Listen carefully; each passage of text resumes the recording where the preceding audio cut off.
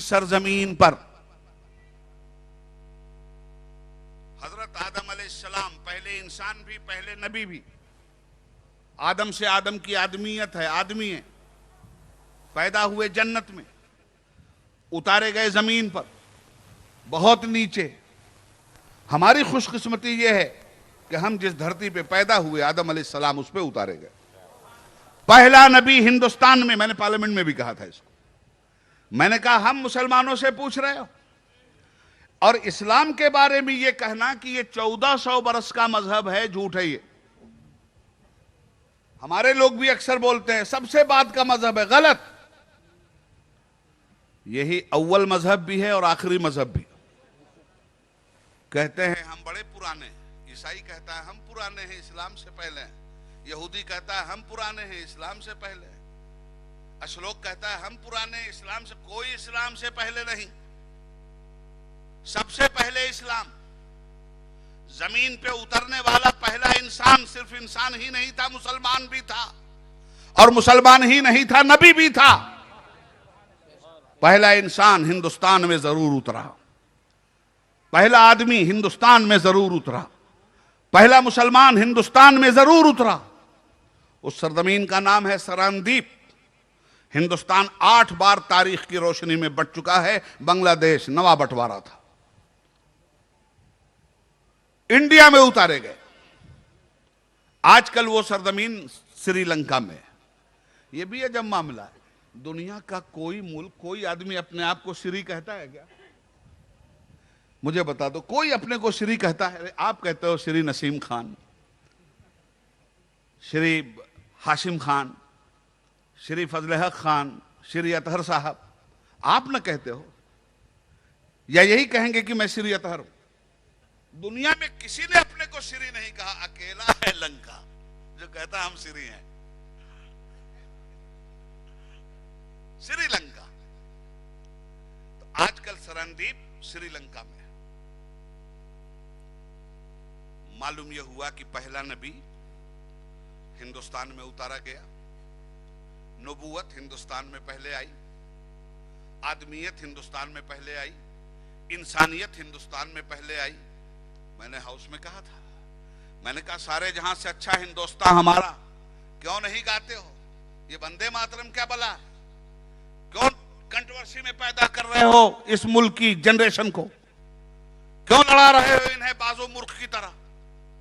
सारे जहां से अच्छा हिंदुस्तान हमारा, हमारा राष्ट्रीय गान है, क्यों नहीं गाया जा रहा है? और सारे जहां से अच्छा हिंदुस्तान हमारा, इकबाल ने लफ्फाजी नहीं की थी। इकबाल तारीख के आईने में बोल रहा है सारे जहां से अच्छा हिंदुस्तान हमारा, इसलिए कि पहला नबी हिंदुस्तान में उतरा, इसलिए सारे जहां से अच्छा हिंदुस्तान हमारा। आदमी हिंदुस्तान में आया, इसलिए सारे जहां से अच्छा हिंदुस्तान हमारा। आदमी आया तो आदमियत भी आई, इसलिए सारे जहां से अच्छा हिंदुस्तान हमारा। इंसान आया तो इंसानियत भी आई, इसलिए सारे जहां से अच्छा हिंदुस्तान हमारा। तहजीब भी आई, तमद्दुन भी आया, माशरत भी आई, खुल्क भी आया, खैर भी आया, कसरत भी आई, वहदत भी आई, इसलिए सारे जहां से अच्छा हिंदुस्तान हमारा। रब्बना ज़लमना अनफुसना व इल्लम तग़फिर लना व तरहमना लनकूनन्ना मिनल खासिरीन का नारा इसी धरती से लगा है, इसलिए सारे जहां से अच्छा हिंदुस्तान हमारा। 400 साल तक बंदगी के वो लाजवाल और बेमिसाल सजदे किए गए हैं कि पुकार उठा इकबाल, सारे जहां से अच्छा हिंदुस्तान हमारा। और जब दुआ मुस्तजाब हो रही है, जब दुआ कबूल की जा रही है, तो आसमान से जनाब जिब्रील जब धरती की तरफ पहला कदम रखते हैं तो वो धरती भी हिंदुस्तान की है, इसलिए सारे जहां से अच्छा हिंदुस्तान हमारा। जिब्रील ने अल्लाह अकबर का नारा लगाया है, अजान दिया है, सबसे पहले सदाए तौहीद हिंदुस्तान में गूंजी है, इसलिए सारे जहां से अच्छा हिंदुस्तान हमारा। सबसे पहले नारे रिसालत हिंदुस्तान में गूंजा है, इसलिए सारे जहां से अच्छा हिंदुस्तान हमारा। आदम अलैहिस्सलाम उतारे गया, नूहे नबी का आकर ठहरा जहां सफीना, मेरा वतन वही है, मेरा वतन वही। ख्वाजा साहब के नाम पे छुट्टी की बात कह रहे हैं। ये गवर्नमेंट देर या सवेर इस गवर्नमेंट को छुट्टी देनी पड़ेगी, वरना इस गवर्नमेंट की छुट्टी कर दी जाएगी।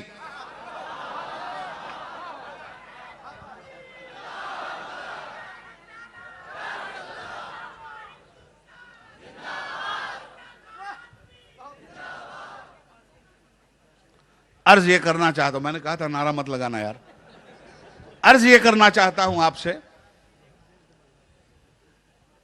कि इस मुल्क में आदम अलैहिस्सलाम आए ना, इंसान क्या चाहता है? तरक्की, बुलंदियों पे जाना, यही तो है ना इंसान की चाहत। आदम अलैहिस्सलाम आए हिंदुस्तान, घर तो छूट गया, जगह तो छूट गई, जगह पे जाने के लिए अब बड़ी तपस्या की जरूरत। असल घर कहां है आपका? जन्नत है ना। ये बंबई में जितने आए हो सब बंबई में पैदा हुए हो क्या? भाई सब तो हिंदुस्तान के मुख्तलिफ गोशों से आए हो ना, कारोबार कर रहे हो, नौकरी कर रहे हो, सर्विस कर रहे हो। मकसद क्या है? पैसा जितना बंबई में कमाया सब यहीं लगाया या कहीं भेजा? घर भेजा कि नहीं भेजा? सब कुछ घर पे लगाना चाहते हो कि नहीं लगाना चाहते हो? यहां तो शिवसेना रहने नहीं देना चाहती, भैया लोग वापस जाओ।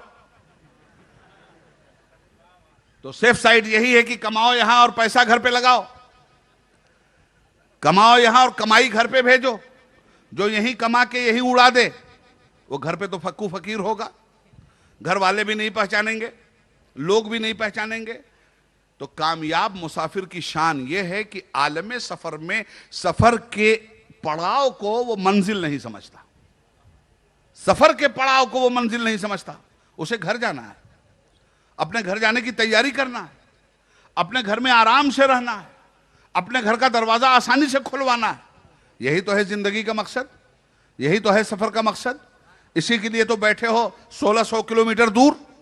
अर्ज ये करना चाहता हूं मेरे हुजूर कि हालात को समझिएगा।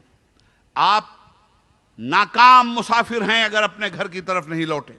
घर तो छूट गया, घर से तो बहुत नीचे ढकेले गए, बहुत नीचे आए हो, बहुत ऊपर चढ़ना है।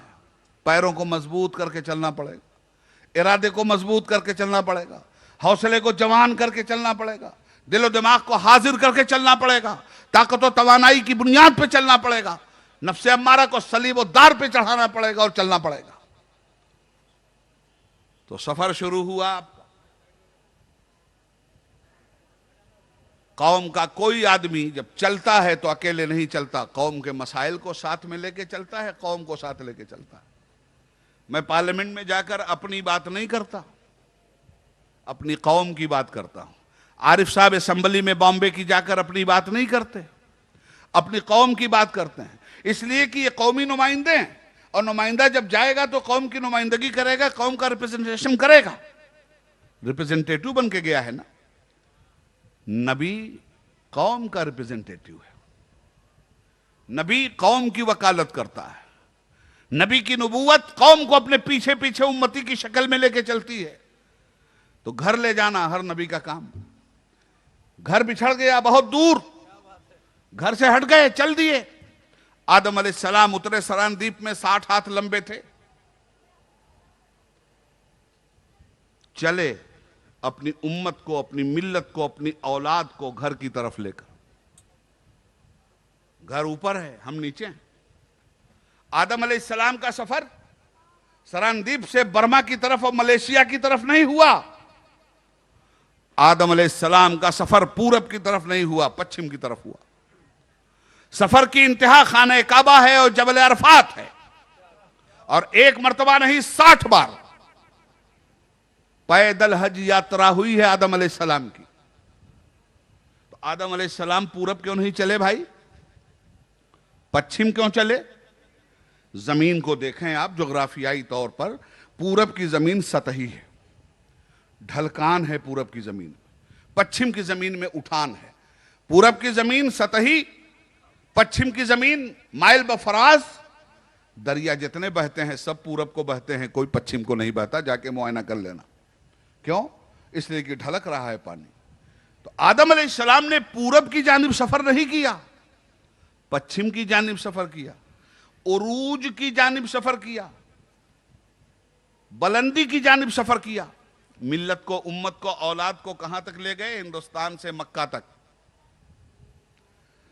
नबियों की आमद का सिलसिला रहा। मशहूर व मारूफ नबियों की जो दास्तान और तारीख आप तक आई है, आप जानते हो क्या है। नूह अलैहिस्सलाम ने इस उम्मत का सफीना अपने हाथ में लिया और ना खुदाई किया। जमीन के नीचे गर्क नहीं हुआ सफीना, सफीना नजात जूदी पहाड़ पर जाकर टिका। थोड़ा और ऊपर उठे ना आप। मूसा अलैहिस्सलाम इस उम्मत के सफीने को लेके चले, कोहे तूर पे लेके आए और उठी इंसानियत। ईसा अलैहिस्सलाम इस उम्मत के सफीने को लेके चले, चौथे आसमान पे पहुंचे और उठी इंसानियत। जितने नबी आए हैं और वो जा रहे हैं, इर्तिकाई सफर उनका हो रहा है, मगर मैं तुमसे पूछता हूं, किसी नबी के सफर में मंजिल का कोई तसव्वुर है? जहां से तुम आए हो वहां पहुंचने का तसव्वुर है? नबी जहां जहां जाएगा उम्मत वहां वहां जाएगी, मिल्लत वहां वहां जाएगी। नबी जितना तरक्की करेगा उसके दामन में उम्मत के मसाइल भी उतना ही ज्यादा तरक्की करते जाएंगे। आज शबे मेराज मेरे मुस्तफा का सफर शुरू हुआ है और यह सफर जितने नबियों ने किया है, जहां से हम आए हैं वहां तक पहुंचने का सफर किसी का नहीं रहा है। अब यह आखिरी सफर है, इसके बाद कोई नबी सफर नहीं करेगा, इसके बाद कोई रसूल सफर नहीं करेगा, इसके बाद कोई नबूवत नहीं आएगी, इसके बाद कोई रसालत नहीं आएगी। आखिरी सफर है, जहां जहां मुस्तफा जाएंगे इंसानियत साथ साथ जाएगी, आदमियत साथ साथ जाएगी, मिल्लत साथ साथ जाएगी, उम्मत साथ साथ जाएगी। नबी का सफर मक्के से शुरू हुआ, इंसानियत दामन में जा रही है, आदमियत दामन में सफर कर रही है, उम्मत दामन में सफर कर रही है। बैतुल मुकद्दस तक पहुंचे, इंसानियत वहां पहुंची। आसमानों की तरफ जब पहुंचे, पहले आसमान पे पहुंचे, ये आसमान से उतारा हुआ इंसान पहले आसमान पे पहुंच गया, दूसरे आसमान पे पहुंचे, तीसरे चौथे आसमान पे पहुंचे। अजी ये वो मंजिल भी आई कि नबी ने कहा था जहां से आया है वहीं पहुंचा के छोड़ूंगा। जन्नत के दरवाजे पे खड़े हैं, पूछा हूरों ने, हुजूर आपका दौलत खाना? हंस के बोले हमें मक्की मदनी कहते हैं। दरवाजा खुला और हूरें बलिहार हो गई। जन्नत में इंसान ने कदम रखा। सुब्हानल्लज़ी असरा बिअब्दिही लैलम मिनल मस्जिदिल हराम इलल मस्जिदिल अक़सा।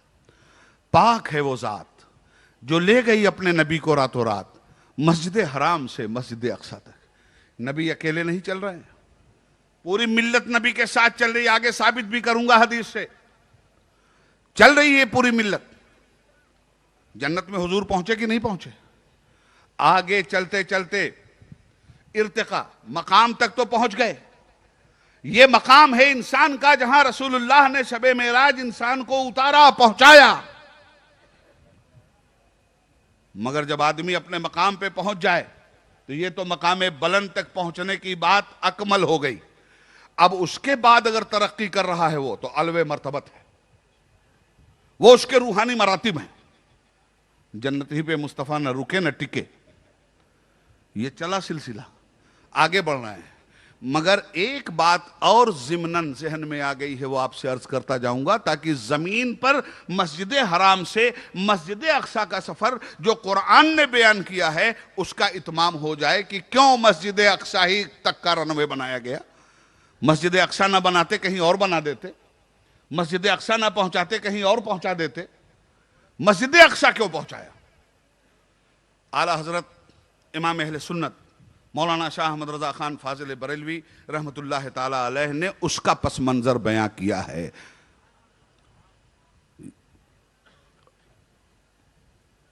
उसका पस मंज़र बहुत हसीन है। आया हो माने अव्वलो आखिर,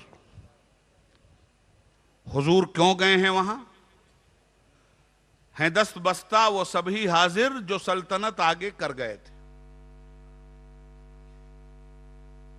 मैं ले जाऊं फिर आपको पास्ट में, सुनने का इरादा है?